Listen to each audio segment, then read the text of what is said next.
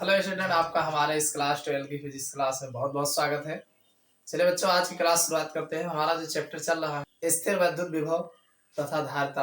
आज इस लेक्चर्स में जो है इस चैप्टर के जितने भी इम्पोर्टेंट न्यूमेरिकल हैं, महत्वपूर्ण न्यूमेरिकलों के बारे में चर्चा करने वाले हैं। आप लोग वीडियो के अंत तक बने रहिएगा। अगर आपको न्यूमेरिकल लगाना नहीं आता है तो आप इस वीडियो में जो है न्यूमेरिकल लगाना आप बिल्कुल सीख जाएंगे। देखिए, एक चीज और आप जाने रहिएगा कि अगर आप न्यूमेरिकल से भागते हैं तो भागने से काम नहीं चलेगा, क्योंकि न्यूमेरिकल आपके पेपर में जो है उतने ही महत्वपूर्ण भूमिका में आएंगे जितने ही जो है आपके अदर क्वेश्चन आते हैं। तो डेरिवेशन न्यूमेरिकल फिजिक्स का मेन एम है।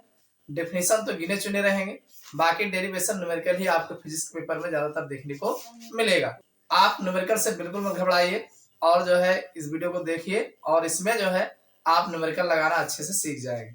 इससे पहले के लेक्चर्स अगर आप लोगों ने नहीं देखा है तो नीचे डिस्क्रिप्शन में प्लेलिस्ट मिल जाएगा, वहां जा करके आराम से सभी वीडियोस को देख करके आप अपने यूपी बोर्ड एग्जाम की तैयारी अच्छे से कर सकते हो। तो चलिए बच्चों, शुरू करते हैं आज की क्लास और देखते हैं कि सबसे पहला क्वेश्चन हमने जो लिया है। देखो बच्चों, हमारा जो पहला क्वेश्चन है, क्वेश्चन हमारा है एक अल्फा कण की गतिज ऊर्जा, यानी कोई अल्फा कण है तो एक अल्फा कण, आप जानते हैं एक अल्फा कण का फार्मूला 2He4 होता है। क्या होता है? 2He4, मतलब एक अल्फा कण में 2 इलेक्ट्रॉन होते हैं। ठीक, तो एक अल्फा कण की गतिज ऊर्जा 10⁻⁻12 जूल है। कितना है? 10⁻⁻12 जूल है। यह सोने के नाभिक, यानी सोने का नाभिक जिसका परमाणु क्रमांक Z बराबर 79 होगा, से प्रक्षेप प्रकीर्णन करता है, यानी इससे जो है प्रक्षेप प्रकीर्णन करता है। अल्फा कण की नाभिक से निकटतम दूरी, यानी जो अल्फा कण है वह अल्फा कण की नाभिक से निकटतम दूरी जो है क्या होगी, यानी अल्फा कण से नाभिक की निकटतम दूरी क्या होगी, ये पूछा गया है। क्वेश्चन में दिया गया है कि 1/4πε0 की वैल्यू जो होती है 9 × 10⁹ न्यूटन मीटर स्क्वायर प्रति कूलम स्क्वायर होता है। ये आपका क्वेश्चन है। चलिए देखते हैं इसको लगाएंगे कैसे। भाई आप जानते हैं सबसे पहले इसमें दिया गया है, क्या दिया गया है? एक अल्फा कण की गतिज ऊर्जा। तो अल्फा कण की गतिज ऊर्जा दिया गया है, जिसको आप EM लिख सकते हैं गतिज ऊर्जा को। ये आपका 10⁻⁻12 जूल में जो है दिया गया है। और आपको दिया गया है, भाई आप जानते हैं एक अल्फा कण पर आवेश, तो आवेश Q बराबर, भाई एक अल्फा कण पर 2 इलेक्ट्रॉन होता है तो यहाँ पर 2E हो जाएगा। क्या हो जाएगा? 2E। भाई 2 इलेक्ट्रॉन का आवेश रहता है एक अल्फा कण पर। आपको अच्छे से पता है एक इलेक्ट्रॉन का आवेश 1.6 × 10⁻⁻19 कूलम होता है। क्यों? ये इतना कूलम जो है एक अल्फा कण पर देखने को मिलता है। ये तो बात हो गई अल्फा कण पर आवेश। यहाँ बता सकते हैं अल्फा कण पर आवेश। इसी तरीके से अगर हम सोने के नाभिक पर आवेश की बात करें तो भाई सोने का आप जानते हैं, इसको आप कैपिटल Q मान लीजिए। तो भाई सोने पर Z की वैल्यू दे रखा है, Z बराबर 79, मतलब 79 इलेक्ट्रॉन होगा। भाई 79 इलेक्ट्रॉन होगा तो ये आ जाएगा 79 × 1.6 × 10⁻⁻19। इतना कूलम जो है ये सोने के नाभिक पर आपको देखने को मिलेगा। चलिए भाई, अब इसका देखते हैं क्या निकालना है। अल्फा कण की नाभिक से निकटतम दूरी क्या होगी? दूरी आपसे पूछा गया है। आप जानते हैं EA जो गतिज ऊर्जा होता है Q × V, भाई QB होता है। भाई गतिज ऊर्जा जो आपको देखने को मिलेगा QB होता है। आप अच्छे से जानते हैं V बराबर 1/4πε0 Q/R। ये फार्मूला पता है आपको, इसको उठा के यहाँ रख देंगे तो हमारा EA बराबर, भाई एक Q तो रहेगा, या आप ऐसे लिख सकते हैं 1/4πε0, एक Q तो ये रहेगा, एक Q ये भी लिख देंगे और ये R हो जाएगा। समझ में आई बात कि नहीं? आपको इसकी वैल्यू दिया गया, इसकी दिया गया, इन दोनों की दिया गया, यही निकालना है। तो आप R बराबर आराम से लिख सकते हैं, इसको यहाँ भेज दीजिए, इसको यहाँ। तो ये आपका 1/4πε0 और ये जो है EA हो जाएगा। चलिए सबकी वैल्यू रख देते हैं। भाई 1/4πε0 की वैल्यू है 9 × 10⁻⁹। Q की वैल्यू दे रखा है 79 × 1.6 × 10⁻⁻19 हो जाएगा। और इसके बगैर स्मॉल क्यू की वैल्यू भी दे रखा है 2 गुणे 1.6 गुणे 10 घाते -19 और बटे में अगर देखा जाए तो भाई ई ए की वैल्यू है 10 घाते -12। इतना आपका वैल्यू दिया गया है। इसको आराम से हम सॉल्व कर लेते हैं। देखो सॉल्व करने में इन दोनों का आप गुणा करा दीजिए 1.6 1.6 छछक 36 3 6 कनम 6 3 9 1 छक्के 6 1 इक्के 1 ये आ जाएगा 9 6 15 और ये 1 1 2 2 के बाद दशमलव लग जाएगा। तो ये आपका वैल्यू जो आएगा 9 से इसमें गुणा करा दीजिए तो 9 9 81 8 आ जाएगा और 9 7 63 और 63 हाथ 71 हो जाएगा। ये इतना का गुणा ये हो जाएगा और मल्टीप्लाई 2 रहेगा और इन दोनों का गुणा 2.56 हो जाएगा और गुणे 10 घाते 19 19 जोड़ोगे 19 दूना 38 क्यों 19 दूना 38 और 38 में से 9 घटा दोगे कितना बच जाएगा तो ये आपका 10 घाते -29 आ जाएगा। ये 10 घाते 12 लिखा है इसको ऊपर भेज देते हैं माइनस में है +12 हो जाएगा। ठीक बटे में कुछ नहीं बचेगा। फिर इसको और सॉल्व करेंगे। देखो 2 से आप इसमें गुणा करा सकते हैं 711 गुणे 2 छंग 12 हाथ लगाए 2 पंचे 10 11 एक आएगा और 2 दूनी 4 1 5 2 अंक के बाद दशमलव हो जाएगा और गुणे 10 घाते यहाँ पे 9 में से 2 गया 7 7 2 9 और यहाँ 2 में से 1 गया 1 और ये माइनस में रहेगा कितना आ जाएगा। इन दोनों को गुणा करा देते हैं तो ये हमारा r बराबर 3640.32 गुणे 10 के घाते -17। इसको इधर लेके अगर लिखते हैं आप वैसे इतना आंसर दे सकते हो। मान लीजिए इधर लिखते हो तो 3.64 गुणे 10 की घाते -14 मीटर ये आपको आंसर देखने को मिल जाएगा। समझ में आया कि नहीं समझ में आया।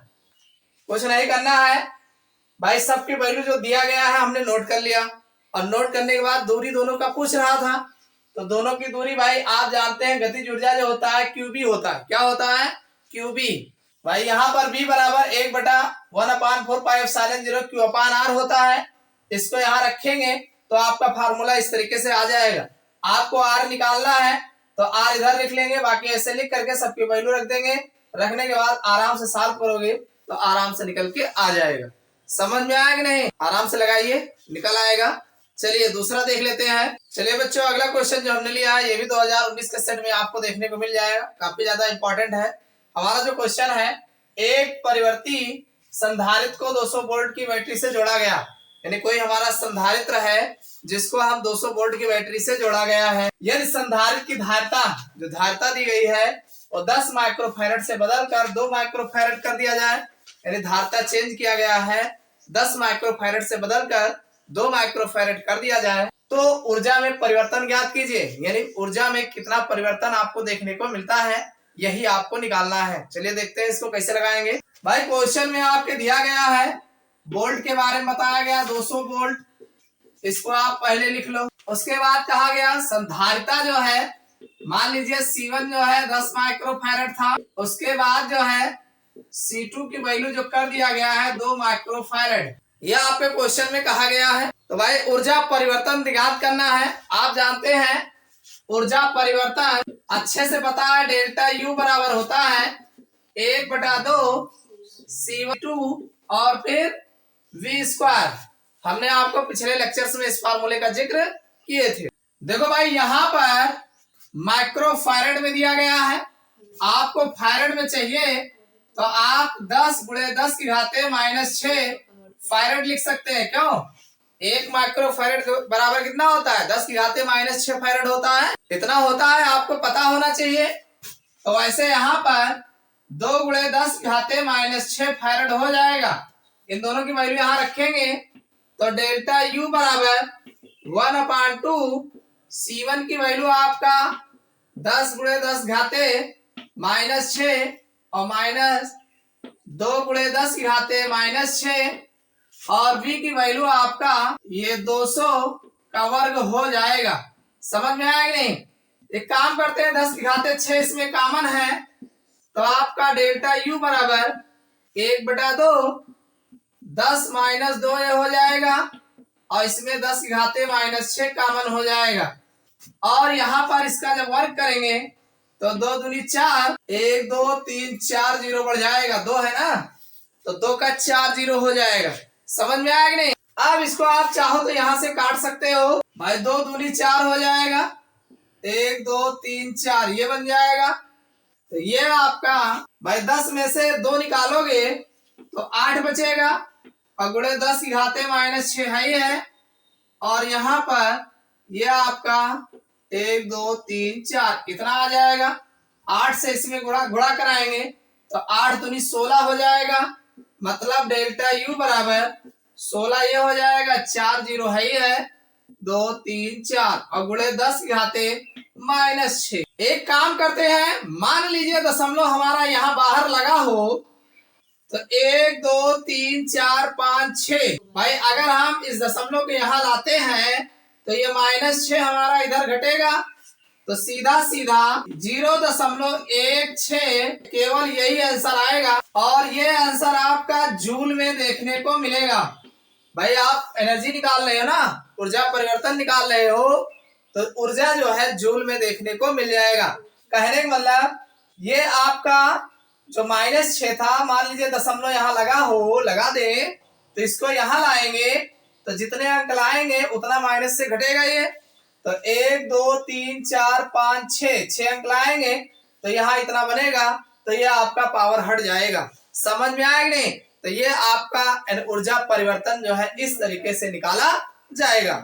समझ में आ गया होगा? काफी ज्यादा इंपॉर्टेंट है। इसके पहले वाले क्वेश्चन भी काफी ज्यादा इंपॉर्टेंट थे।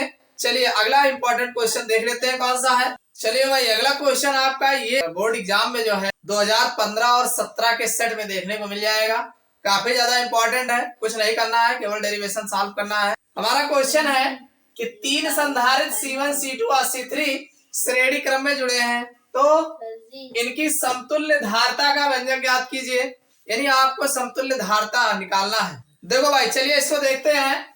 3 संधारित्र C1 और C2 श्रेणी क्रम में जुड़े हैं। चलो पहले 3 संधारित्र बना लेते हैं 1 2 3 और इनको श्रेणी क्रम में हम जोड़ देते हैं और ला करके फिर इनको एक सेल की सहायता से ये हमारा सेल हो जाएगा, जोड़ देते हैं। ठीक, अब जाहिर सी बात है ये हमारा C1 है, ये C2 है और ये C3 है।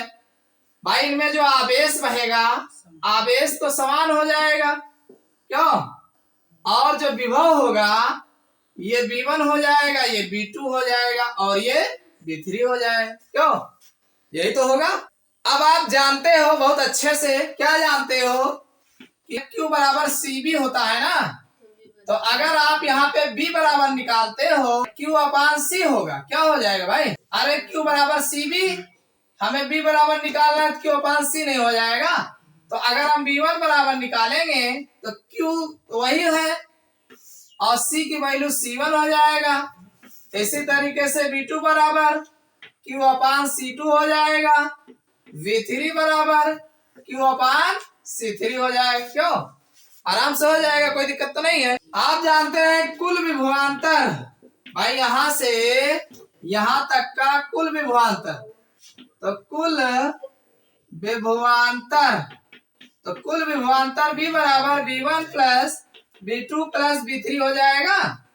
जरा आराम से सबकी वैल्यू रख देते हैं। V1 की वैल्यू है Q/C1, Q/C2 V2 की वैल्यू और Q/C3 ये आपका V3 की वैल्यू हो जाएगा। V बराबर Q कॉमन ले लेते हैं तो 1/C1 plus 1/C2 plus 1/C3। V की वैल्यू Q/C होता है तो ये Q इधर हो जाएगा और इसको ज्यों का त्यों नोट कर लेते हैं। ये Q से Q कट जाएगा और आपका 1/C बराबर 1/C1, 1/C2 और 1/C3 यही व्यंजक जो है प्राप्त हो जाएगा। यानी समतुल्य धारता जो आपको देखने को मिलेगा 1/C बराबर 1/C1 plus 1/C2 plus 1/C3 आपको देखने को मिल जाएगा। समझ में आया कि नहीं? काफी ज्यादा इंपॉर्टेंट है, पूछा गया है आपके एग्जाम में। इसको कर लीजिएगा। चलिए अगला क्वेश्चन देख लेते हैं। ये जो हमने क्वेश्चन लिया है ये आपके 2019 के सेट में जो है देखने को मिल जाएगा, काफी ज्यादा इंपॉर्टेंट है। इस टाइप के क्वेश्चन आपके बोर्ड एग्जाम में बनते हैं। क्वेश्चन है हमारा, एक समांतर प्लेट संधारित, प्रत्येक प्लेट का क्षेत्रफल, यानी हमारा जो एक समांतर प्लेट संधारित है इसकी प्रत्येक प्लेट का क्षेत्रफल 100 वर्ग सेमी है। कितना है? 100 वर्ग सेमी है। तथा दोनों प्लेटों के बीच विद्युत क्षेत्र की तीव्रता, ये दो प्लेटें मान लीजिए हो और दो प्लेटों के बीच की जो विद्युत क्षेत्र की तीव्रता है 100 न्यूटन प्रति कूलाम है, 100 न्यूटन प्रति कूलाम है। प्लेट पर कितना आवेश है यह आपको निकालना है, यानी क्यू आपको ज्ञात करना है। और आगे पूछा गया निर्वात की विद्युतशीलता, यानी ये जो आपको दिया गया है एप्सिलॉन 0 की वैल्यू है 8.85 गुणे 10⁻⁻12 कूलाम स्क्वायर प्रति न्यूटन मीटर स्क्वायर, ये वैल्यू आपको दिया गया है। तो पहले जो जो दिया गया है नोट कर लेते हैं।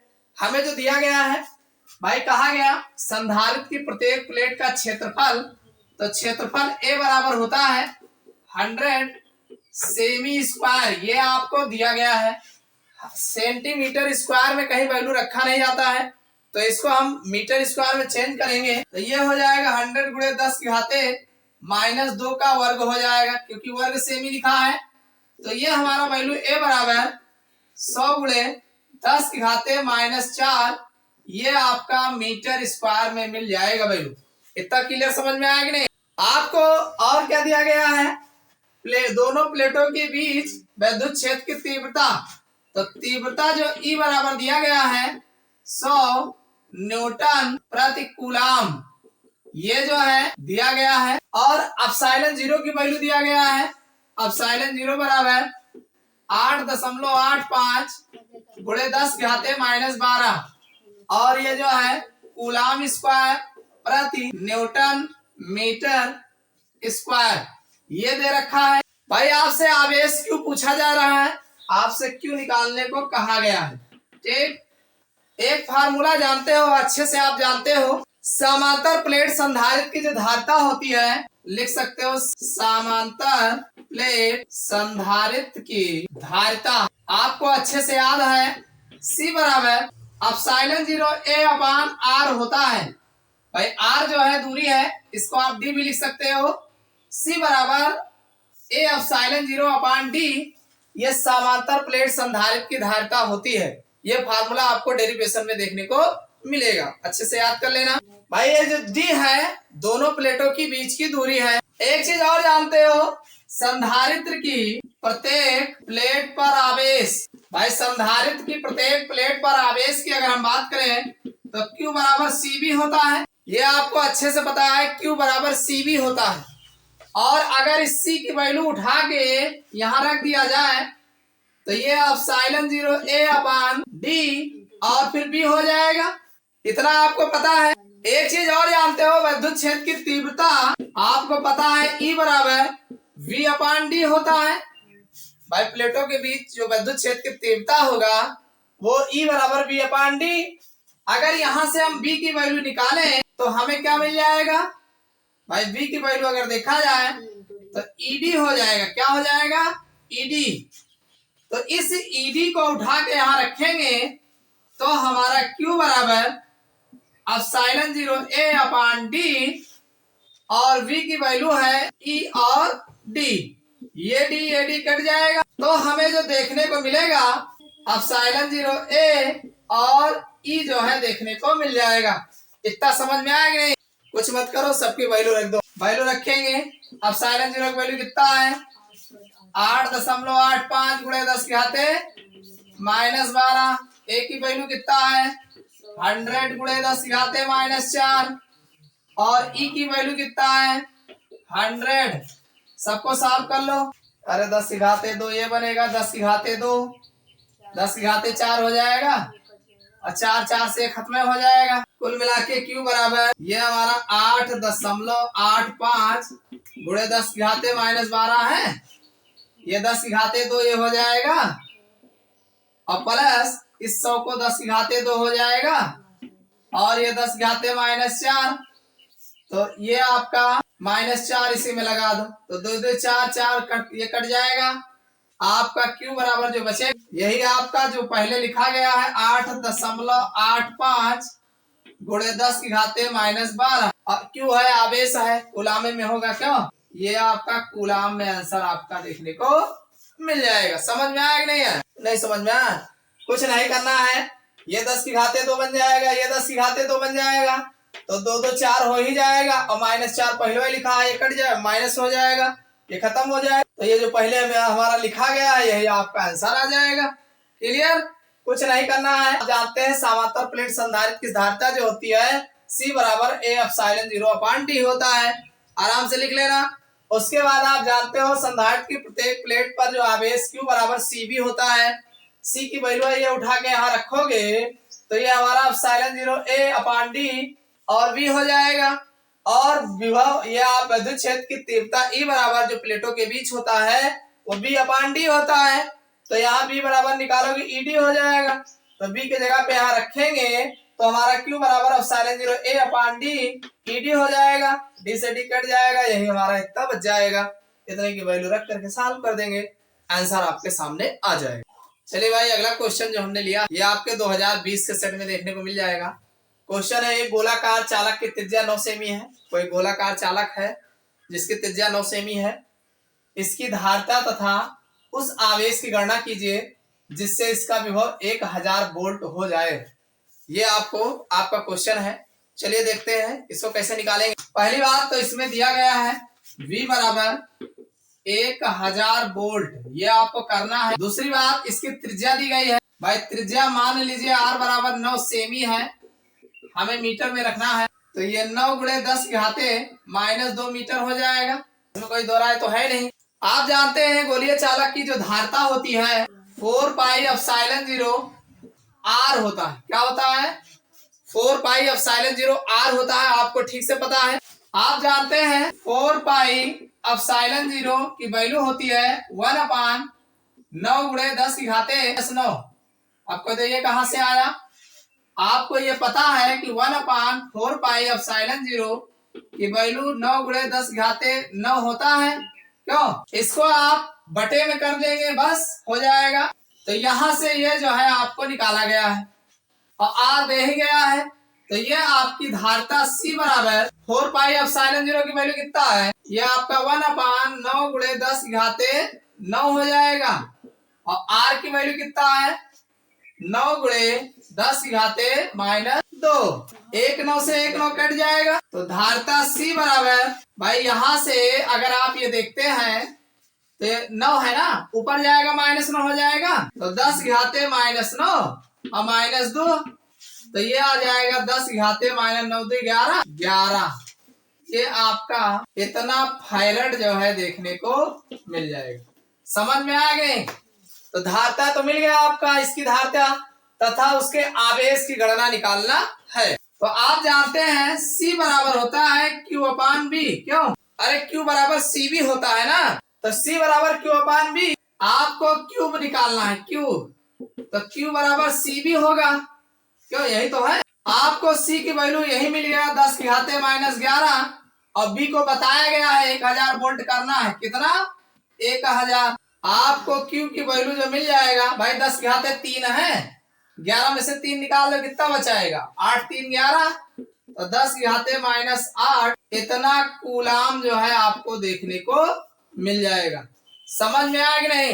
नहीं समझ में आया भाई? सीधी सी बात है। क्वेश्चन में आपके भाई आप जानते हैं जो धारिता होती है गोलीय चालक की 4 पाई एप्सिलॉन 0 R होता है।